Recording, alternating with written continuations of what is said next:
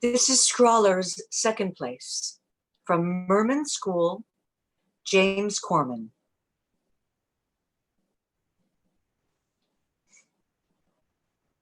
The Bird.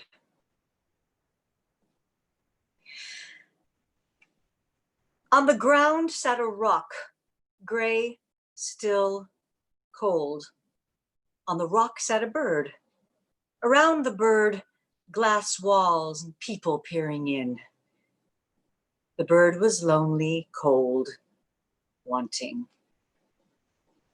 Wanting more, but knowing nothing. The bird had no experience except life in a glass cage. In a zoo, with eyes looking in, hopeful that something would happen. But the bird just sat on the rock, hoping for nothing, but still hoping. This was all the bird knew. A boy knocking on the glass.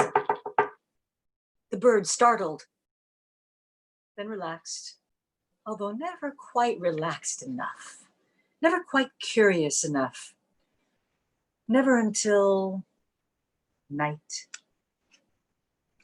The bird asleep had a dream of life, a dream that had never stopped from the day the bird hatched, but the dream had never fully started until that night.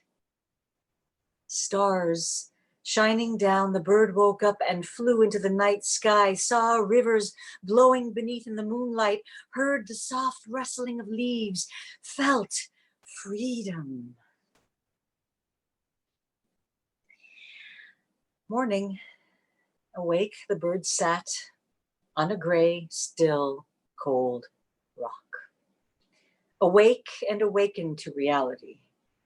The bird sat behind glass with eyes peering in, hands knocking on the glass. The bird, bored, closed his eyes and dreamt of flying, enjoying himself. The bird decided that dreaming was better than reality, so the bird did not open his eyes for a very long time. And the eyes then stopped peering, and the hands stopped knocking, and the bird lay still, forgotten until the bird decided to wake up and fly away in a world that did not exist. The bird disappeared, leaving behind feathers of every color spread out. Every day, one by one, the feathers turned gray until one was left, one blue feather, and the feather waited patiently on a rock. One day, that feather blew into the wind and landed, and where it landed, it fired, it got lit. The fire spread and burned down everything in its way, and when it was put out, that feather remained. At that moment, the bird woke up.